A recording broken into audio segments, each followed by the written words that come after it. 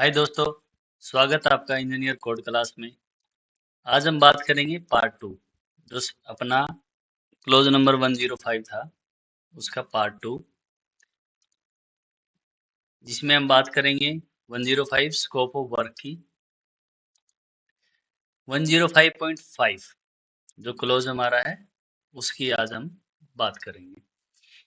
Inspection of material before incorporation, निगमन से पहले सामग्री का निरीक्षण, यानी कि उसका उपयोग करने से पहले ही, यूज करने से पहले ही उसका निरीक्षण करना। All materials shall be inspected, tested and accepted by the engineer as per the specification before incorporation in the work। यानी कि कार्य में शामिल करने से पहले सभी सामग्रियों का निरीक्षण, प्रशिक्षण और स्वीकृति इंजीनियर द्वारा इन निर्देशों के अनुसार की जाएगी। यानी कि जो भी मटेरियल अपने को यूज करना है, एग्रीगेट जो यूज करेंगे, जितनी भी चीजें हम उसमें यूज करेंगे, तो पहले उसकी टेस्टिंग होगी, उसको जांचा जाएगा, टेस्टिंग की जाएगी और उसके बाद एज पर स्पेसिफिकेशन इंजीनियर द्वारा उसको अप्रूवल दिया जाएगा। और ये जो टेस्ट हैं, जो अपने स्पेसिफिकेशन हैं, उनके अकॉर्डिंग इंजीनियर द्वारा किए जाएंगे। The frequencies the frequencies and method of sampling and testing material including those required for definite purpose and not covered by these specifications shall be in accordance to the relevant IRC or BIS or AASHTO and ASTM and BS standard in order of priority।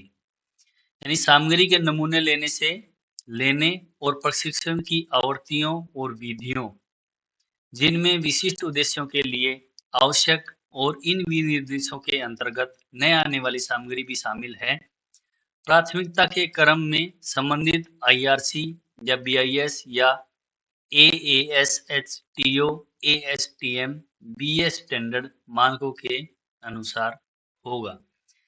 यानी जो भी material हमने include किया है, ठीक है, और जिस भी जो मटेरियल हम ले रहे हैं उसकी फ्रिक्वेंसी क्या रहेगी, कैसे सैम्पलिंग करनी है, किस तरीके से मटेरियल की टेस्टिंग करनी है, वो सब चीजें जो स्पेसिफिकेशन में दिए गए हैं उसके अकॉर्डिंग, और जो इससे रिलेटेड जितने भी IRC कोड हैं, BIS कोड हैं, AAS, HTO, ASTM और BS स्टैंडर्ड के जितने भी कोड हैं, उनको प्रायोरिटी दी जाएगी और उनके अकॉर्डिंग काम किया जाएगा। ये चीज इसमें बताई गई है। All materials or work not conforming to the requirements of the specification shall be considered unacceptable and rejected। Specification की आवश्यकताओं के अनुरूप न होने वाली सभी सामग्रियों या कार्यों को अस्वीकार्य और अस्वीकृत माना जाएगा। यानी कि कोई भी काम हम जो कर रहे हैं और वो जो काम है वो अपने स्पेसिफिकेशन में जो गाइडलाइन हमें दी गई है उनके अकॉर्डिंग नहीं हो रहा है, तो उन कार्यों को हम स्वीकार नहीं करेंगे और उन्हें रिजेक्ट कर देंगे या रिजेक्ट मान लिया जाएगा, अगर वो स्पेसिफिकेशन के अकॉर्डिंग या जो कोड है और जो स्पेसिफिकेशन है उनके अकॉर्डिंग अगर कोई चीज नहीं है तो उनको एक्सेप्ट नहीं किया जाएगा। The unacceptable material or work that are rejected shall be immediately removed unless the defect are corrected and approved by the engineer। यानी जो भी एक्सेप्ट नहीं किया गया मटेरियल है या कार्य है उसको तुरंत हटा दिया जाएगा, जब तक कि दोषों को ठीक न कर लिया जाए और इंजीनियर द्वारा अनुमोदित न कर दिया जाए। यानी कि जो भी अनएक्सेप्टेड मटेरियल है, अप्रूव्ड मटेरियल नहीं है, वो सब चीजों को हटा देना है या उसको ठीक कर देना है, और जब तक जो इंजीनियर है उसका अप्रूवल ना दे दे तब तक उसको यूज में नहीं लिया जाएगा। If the contractor fail to comply promptly with any order of the engineer made under the provision of this clause, the engineer has the authority to remove and replace unacceptable material or work and to deduct from money due to the contractor the cost of removal and replacement। यदि ठेकेदार इस close के प्रावधानों के तहत engineer द्वारा दिए गए किसी भी आदेश का तुरंत पालन करने में विफल रहता है, यानी कि कॉन्ट्रैक्टर जो इंजीनियर ने बोल दिया उसके आदेश नहीं मानता है, तो इंजीनियर को अस्वीकार्य सामग्री या कार्यों को हटाने और बदलने का अधिकार है। तो इंजीनियर खुद उन चीजों को हटा सकता है, अस्वीकार जो कार्य है उसको हटवा सकता है किसी अदर पर्सन से, या अदर जो कंपनी है या जो भी वो अपॉइंट करे वो अपने हिसाब से हटवा सकता है, और ठेकेदार को देय राशि से हटाने और बदलने की लागत काट सकता है। और जो इंजीनियर ने अगर वो काम करवाया है खुद से, तो जो ठेकेदार का जो पैसा है, जो उस काम करने के लिए उसको जो पैसा मिलना है, जिसके लिए उसको रखा गया है, तो वो पैसे उससे काट के दूसरे जिससे काम करवाया उसको दिया जा सकता है। Clause 105.6 inspection of material at source, यानी कि सोर्स पर सामग्री का निरीक्षण। यानी कि जैसे क्रेशर प्लांट होते हैं, मटेरियल जो अपना आता है, एग्रीगेट जो होता है अपना जहाँ से आता है, या सीमेंट जहाँ है, सीमेंट जहाँ से आती है अपने, तो जहाँ से हम चीजें ले रहे हैं वहीं पर उसका निरीक्षण करना। The engineer may choose the inspect material at source in the event the following conditions shall be met. Engineer स्रोत पर सामग्री का निरीक्षण करने का विकल्प चुन सकता है। ऐसा करने पर निम्नलिखित शर्तें पूरी होगी। यानी कि अगर इंजीनियर चाहे कि मटेरियल जहां बन रहा है या जहां से आ रहा है वहां पर जाके भी टेस्ट करने का, चेक करने का विकल्प चुन सकता है। The contractor and the manufacturer of material shall assist and cooperate with the engineer in carrying out the inspection. यानी ठेकेदार और सामग्री निर्माता निरीक्षण करने में इंजीनियर की सहायता और सहयोग करेंगे। यानी कि अगर इंजीनियर वहां इंस्पेक्शन करने जाता है, मटेरियल की टेस्टिंग करने जाता है, तो जो इंजीनियर है, जो कॉन्ट्रैक्टर जिसको रखा गया वो, और जो निर्माण करने वाला कंपनी जो होती है, निर्माण करने वाली जो कंपनी है, मैन्युफैक्चरर जो भी है, वो उसका सहयोग करेंगे। The engineer shall have right to enter area of plant where the manufacturer और production of material is carried out. Engineer को संयंत्र के उन क्षेत्रों में प्रवेश करने का अधिकार होगा जहां सामग्री का निर्माण या उत्पादन किया जाता है। यानी कि जो इंजीनियर होता है वो प्रोडक्शन वाले एरिया में, निर्माण वाले एरिया में जाने का पूरा अधिकार रहता है कि मटेरियल कहाँ से आ रहा है, कहाँ से मटेरियल गया, कहाँ प्रोसेस हुआ, कहाँ आउटपुट आया, कहाँ से लोड हो रहा है, उन सब जगह पर जाने का इंजीनियर का अधिकार इंजीनियर रखता है अपना। अब बात करते हैं close 105.7 delivery, storage and handling of material, यानी सामग्री का वितरण, स्टोरेज और हैंडओवर करना। All materials shall be handled and stored in appropriate manner to preserve their quality and fitness for the work. यानी सभी सामग्रियों को उनकी गुणवत्ता और कार्य के लिए उपयोगिता बनाए रखने के लिए उचित तरीके से संभालना और संग्रहित किया जाना चाहिए। यानी मटेरियल को अच्छी जगह स्टोर करना है, अच्छे तरीके से रखना है, उसकी क्वालिटी को मेंटेन करना है, और जो इक्विपमेंट वगैरह उनकी फिटनेस वगैरह रखनी है, और कार्य को सही तरीके से करना है। During the handling of all aggregate और other construction material special care shall be taken to prevent contamination.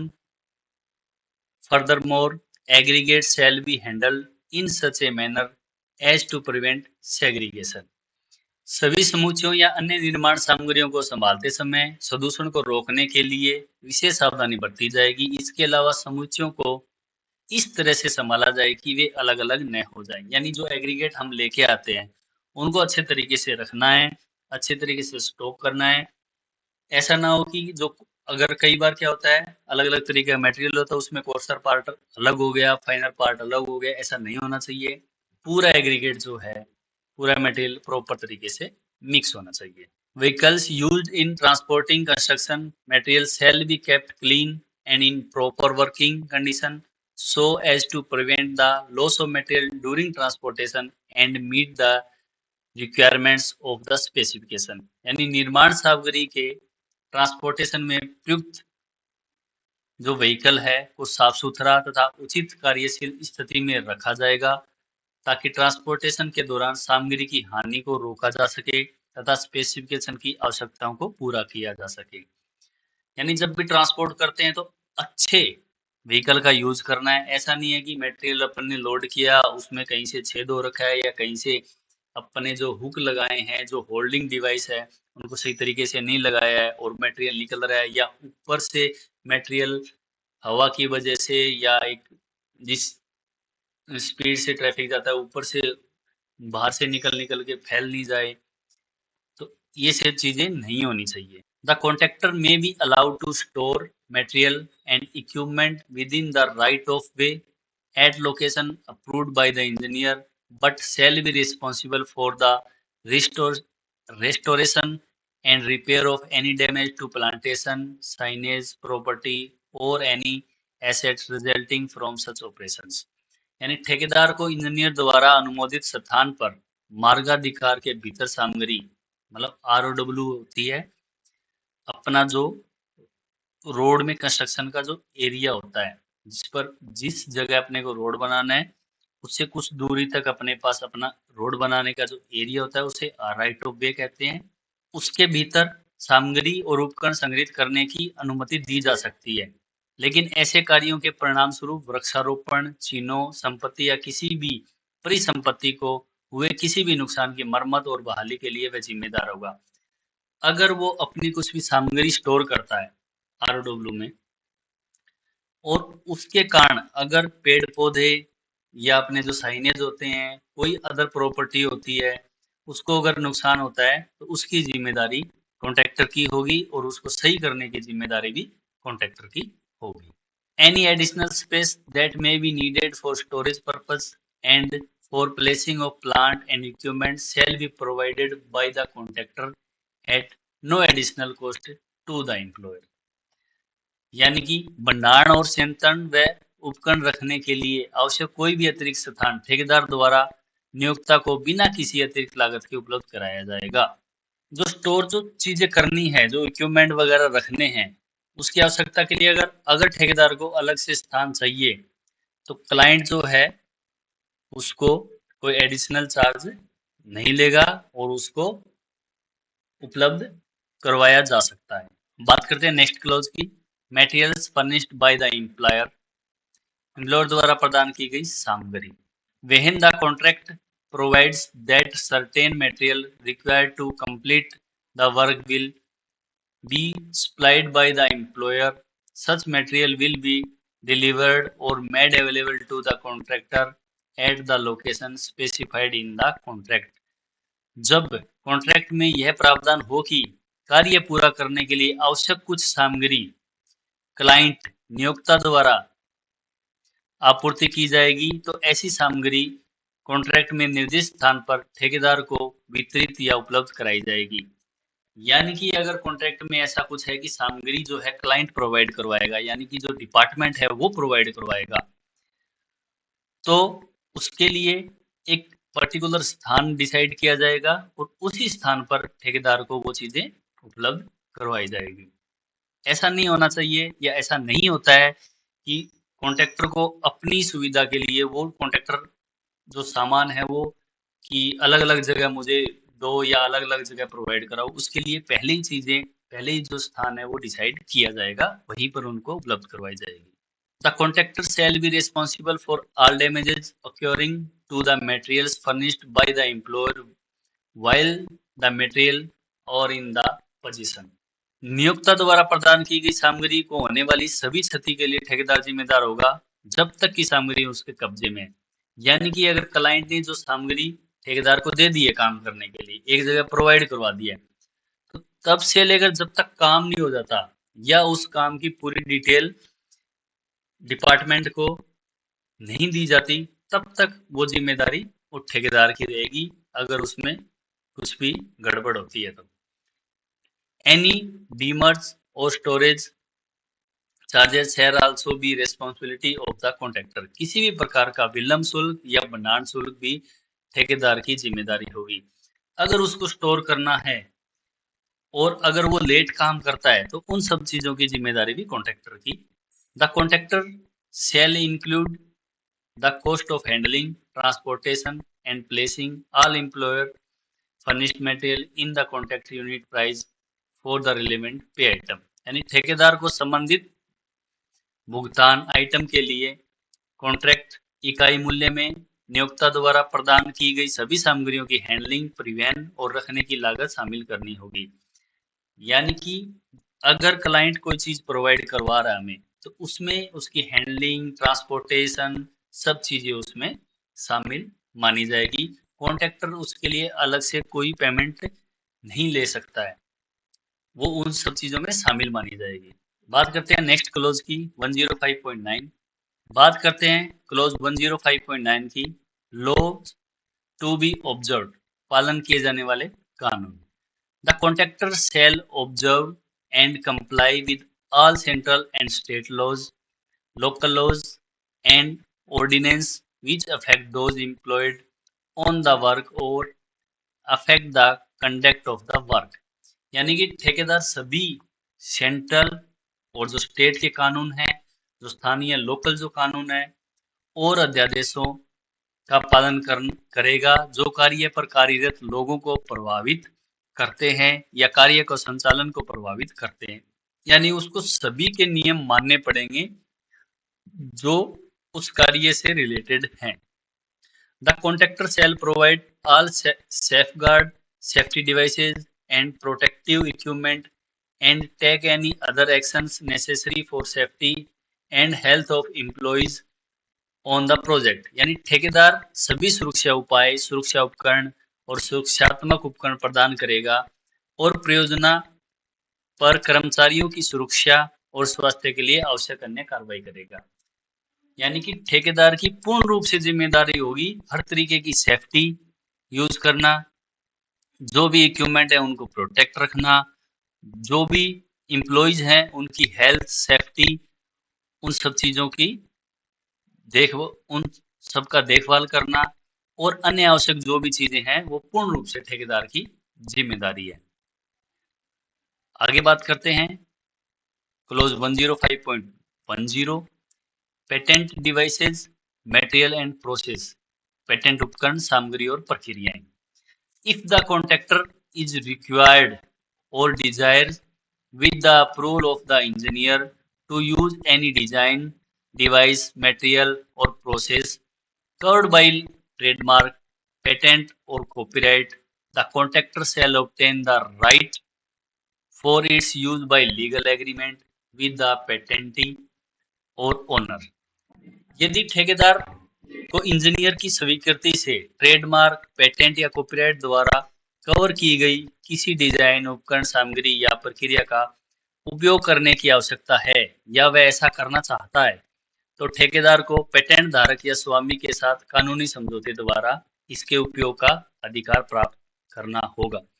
यानी कोई पेटेंट चीज होती है जैसे कि कोई सर्टिफाइड कंपनी होती है कि वो कंपनी या वो चीज वही प्रोवाइड करवाता है। अगर हमें उससे कोई चीज लेनी है और उसका कॉपीराइट किसी के पास है, वो चीज हमें यूज करनी है, चाहे वो डिजाइन में हो, कोई इक्विपमेंट हो, कोई मटेरियल हो, तो उसका उपयोग तो वो कर सकता है, लेकिन इंजीनियर द्वारा उसे स्वीकृति लेनी होगी, लीगल एग्रीमेंट बनवाना पड़ेगा, उसके बाद ही वो उसको यूज कर सकता है। A copy of agreement shall be furnished to the engineer. समझौते की एक प्रति कॉपी इंजीनियर को उपलब्ध कराई जाएगी। Contract prices shall include all royalties and cost arising from patents, trademarks and copyrights.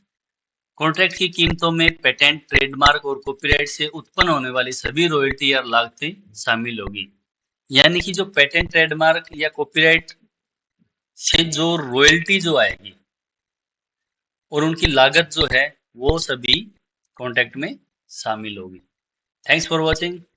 मिलते हैं दोस्तों नेक्स्ट वीडियो में।